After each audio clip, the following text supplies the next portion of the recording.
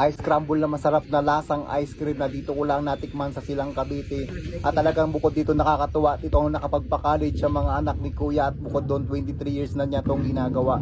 At talaga namang nakaka-proud ang trabaho ni Kuya dahil sa tagal niya nang tatrabaho dito ay talaga namang napakaganda ng resulta at nakapagpatapos siya ng kanyang mga anak sa trabahong ito. So nakaka-proud ka Kuya, thank you so much. So tara guys, panoorin na natin ang kwento ni Kuya at talaga namang babalik-balikan nyo tong ice crumble niya na napakasarap, napakalinamnam at talaga namang wala kang mararamdamang yelong matitigas sa iyong bibig. At talaga naman pag natikman mo, ibabalik-balikan mo ito, talaga namang makakatuwa talaga si Kuya. Maraming salamat Kuya sa pagiging porsigido mo na makapagbuhay ng iyong mga anak at makapagpaaral at makapagpatapos sa iyong mga anak. Saludo ko sa iyo. Hanggang ngayon yan. Pero mga nagpapakalit sa mga anak ko, hanap ko ito dalawa. Dalawa? Ito, pag uminit ito. Pag umulan naman, sa patero ako. Sa patero naman. Gagawa ko ng sapatos. Kasipag niyo Kuya. Ilan taon na kayo Kuya? Ano na, 51 na. Tapos may asawa't anak na. Tapos, Tapos na yung dalawang anak ko. Kaso nga lang nakahirap pa ng isa. dahil yan sa ano, sa inyong scramble tsaka sa inyong kasipagan. Wow. Tapos sila, Ang galing naman. yun, may mga kanya-kanyang trabaho na, may mga kanya-kanya na rin ano. Kung may proud na parang ang inyong anak sa inyo, ano? Talaga namang Ayun, nakapagtatao. ang aking gusto ngayon, kinder pa lang. Kinder ang inyong gusto. Bakit ilang anak nyo?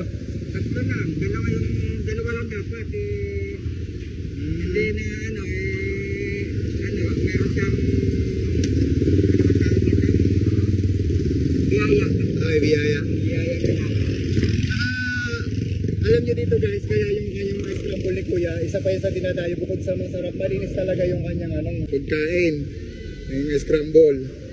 So Kuya, anong gusto mo sabihin sa ating mga viewers na gusto matikman yung inyong masarap na ice crumble dito, invite nyo na. Punta na kayo dito sa Central.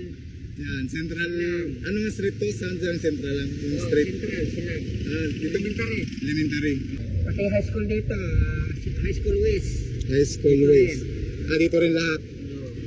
So yun guys, talagang yung ni Kuya, ice crumble ni Kuya, dinadayo talaga dito.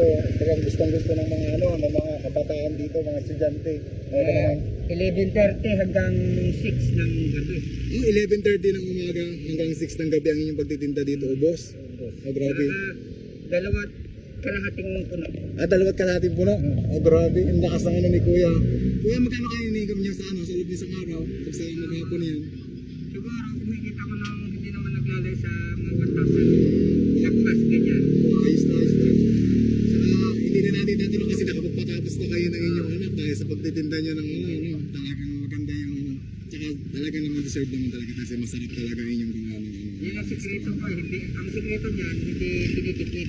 yun lang guys, hindi Kahit napunta ang tubo, basta marami. Babalik at babalik yan. Yan, yung gusto. Kaya mahal na mahal kayo ng Panginoon eh.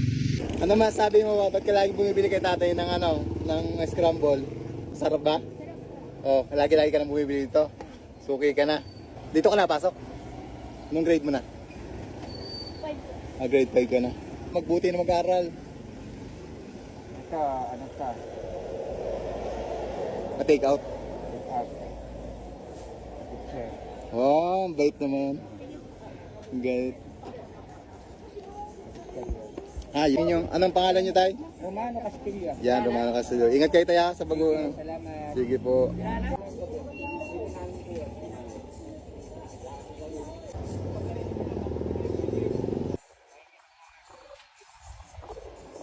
Sige tayo, salamat.